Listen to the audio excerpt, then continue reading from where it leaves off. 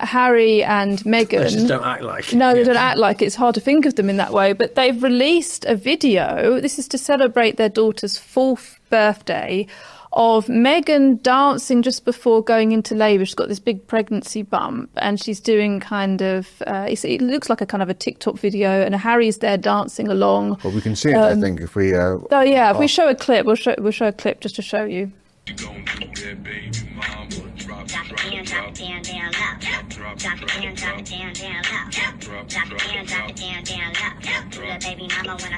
Yeah, what do people make of that? It's a very different look for our royals. Not something we'd ever see, what we'd see in our lifetime. Members of the royal family showing their intimate, moments and. Well, if you had told me 5-6 years ago that the son and daughter-in-law of the king would be twerking in a heavily pregnant state in a hospital ward, I would have thought you'd been into the sauce a bit early today. I mean, it's quite remarkable. We have to call her the Duchess of Twerk now, I think. Charles de Gaulle once said, "Prestige cannot survive without mystery, for one reveres little what one knows well." I don't know how anybody can hold up this couple now with any sense of prestige. Absolute debasement, and astonishing to see them behaving in this fashion. Royalty is about dignity, it's about poise, it's about inspiration, about looking up to people. There is nothing that is edifying in that scene. And what Prince Harry was doing with that little Westward Dad crab dance, was absolutely ridiculous. And it just goes to show that, remember, of course, this is the couple that are desperate for their privacy. They're, as South Park said, they're on their worldwide privacy tour. And amazingly, of course, they were so... on media, so protective of their children. We won't show any photographs of them. We wouldn't even tell us where they were going to be, where she was giving birth. And yet here she is with a full pregnancy, making, of course, the child the centre of this for her 4th birthday and everything else. I think the whole thing is quite sick, actually. It reminds me, well, it actually makes the royal It's a Knockout from the 70s or the 80s, whenever it was, look really dignified, doesn't it? And it looked as though that's a good move. I was just quite shocked when I saw it. And what's been really fascinating about it has been the response, hasn't it? People are reviled by it for all of the reasons you've just said. But there's a whole conspiracy kind of narrative that's blown up around it as well, which is also quite funny.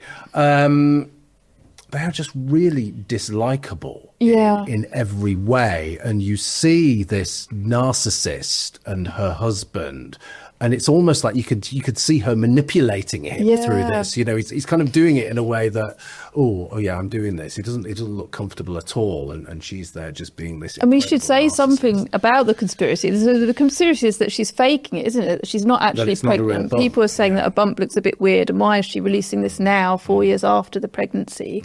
And I can obviously I don't know whether she's faking it or not, but I can understand why people are saying that, because she's put out a series, the recent Netflix series and podcast, when everything seems to be totally orchestrated. Every word, every sentence seems to be planned, pre-planned. It's so inauthentic that she has this real difficulty in coming across as just an ordinary person, even though that's what she claims she is trying to do. Yeah, but I mean, this isn't them coming across as an ordinary person. No. This seems like as though they're taking the mickey out of working class people, actually, because he's got a hoodie on and she's in the background, and it's almost like Shazza and Gaz from Berry doing a TikTok video, and there's just something really condescending and actually quite nasty about it. Maybe I'm reading too much into it there, but it does seem to be just in terrible taste. It's so bizarre with this couple, because most of us want to sort of climb the social ladder, and I guess being a member of the royal family is kind of right at the top. You've sort of made it if you can get into the royal family, but they seem to keep wanting to push themselves like lower and lower. They wanted to be celebrities, then they wanted to be Instagram influencers. Now they're kind of doing TikTok dances, and you think that's what most of us don't want to do. We want to be at the, we'd love to be a member of the royal family, and so, people, as you say, working class people are reduced to kind of doing TikTok TikTok dances to get attention. Well, and there's nothing, but that's what they're doing. And there's nothing more, for me it is, there's nothing more appalling than the hypersexualized twerking, which I think is the most vile sort of the phenomenon of recent years. And to see anyone doing it is appalling. To see a Duke and Duchess, a pregnant Duchess doing it reminds me of the old adage was, well, sir, you may be a Duke, but you're no gentleman. And you may be a Duchess, but you're no lady, Meghan. Yeah, it was. And to be so heavily pregnant, and it's such an intimate moment, isn't it? Why would you want to share that? And why is she sharing it now, do you think? Is it suddenly she wants attention now? I don't know. It must be one of the most important moments of your life. You're about to give birth, and in your relationship as well. It really shows how shallow and ridiculous their relationship is, because you can imagine, after they've done it, it will be, business. Well, what do you think about that? Is that, we'll save that and we'll put that out later. It just feels as though there's nothing there. I keep coming back to this word narcissist, because every time I see her, I think of that word, and it just feels as though there's nothing beneath the surface in terms of emotion or in terms of commitment or anything like that. I mean, it's fine to do this sort of video for pride for yourselves. That is a bit of a joke, but to circulate it like this, but it was.